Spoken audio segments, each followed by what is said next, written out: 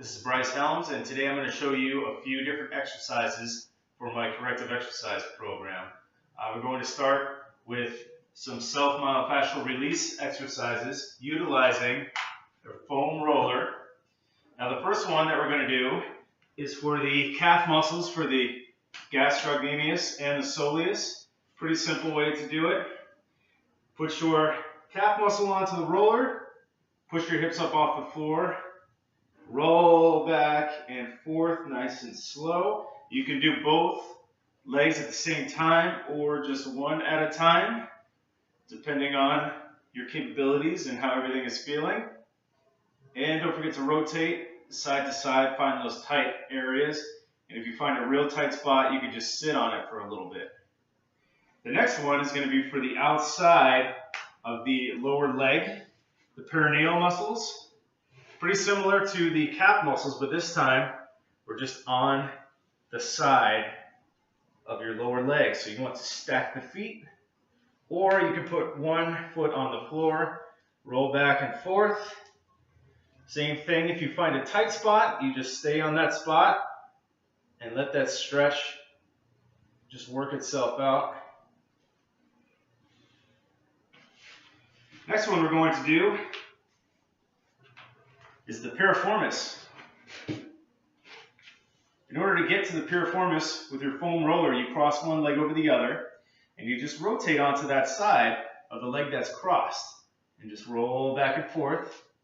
You'll probably know it when you find it. It's very tender on most people. The last one we're going to do is for your hamstrings.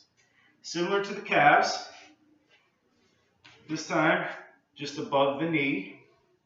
Remember, you can put one foot on the floor while rolling the other leg, or you can put both legs onto the roller and do them at the same time.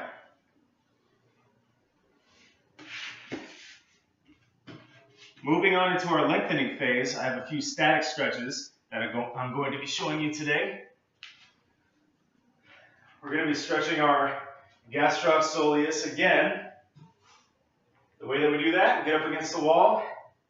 Get one foot all the way back with that back heel on the floor. You're just going to lean in toward the wall. Feel that stretch. Hold it for about 30 seconds. Then you can try bending that back knee and then leaning in from there. Really get down nice and low right into that soleus muscle. The next one that I have for you is for the adductors, right? The inside of your thigh. So you want to find a step, elevate one leg, take both hands straight down to the floor.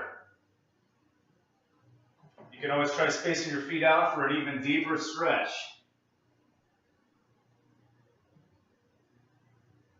The next one is for your TFL, your tensor fasciae latae. Going to get a staggered stance, turning your heel, the back heel, in toward your body. Extend this arm up, the arm of the leg that's down, and just lean off to the opposite side and back. You'll feel a stretch right along there, right along that TFL. The last one is the hip flexor stretch, where you get in a kneeling position. My leg is down, my right leg is down, which means my right arm is going up. Same type of thing here. I'm going to reach over. You can even get a further stance, lean in, so you get a good stretch all along your hip flexors. Don't forget to repeat on both sides with each one of these. Now for our activation exercises.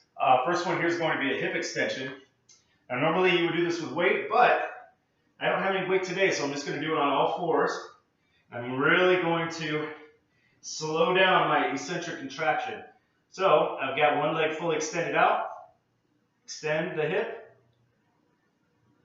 And about 5 seconds down, back up.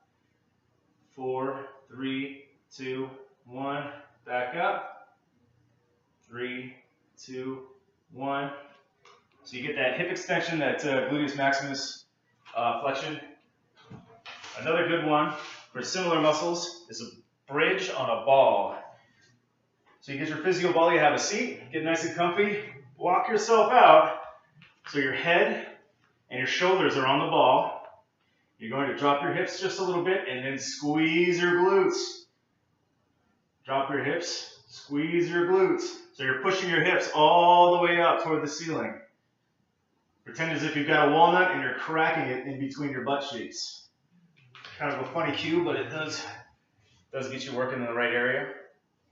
The last one I have is for the anterior tibialis. Usually it gets pretty weak when the calves, the gastroc soleus take over and become overly tight.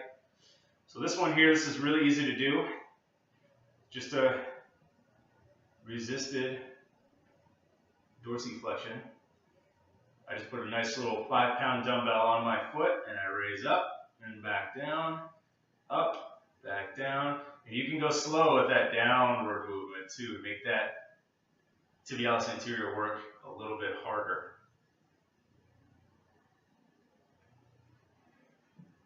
Finally, moving on to our integration stage of our exercises, we're going to use our same physio ball that we used before. Put it up against the wall, so the small of your back is right on that ball. Feet about hip width apart, a little bit further out in front of you. Just going to push your butt back into the wall as you squat down, push up. It's a nice ball squat. Once you have that down, once you get pretty good at that exercise, you can start incorporating your upper body by using a little bit of weights. I have 5-pounders. Doesn't need to be too heavy. I'm going to do that same squat. When I stand up, I'm going to press up. Bring them down, squat down, press up. Now I've got my whole entire body working. Down, back up. The next exercise I have, very simple. It's a step up.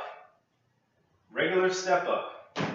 Get your foot up on an elevated surface, step up, step back down.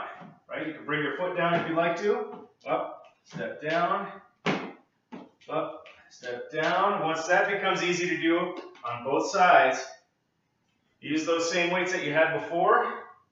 Turn it into a step up to press. Step down and up. Down and up. A very, very simple way to make that exercise even more challenging. So thank you for listening.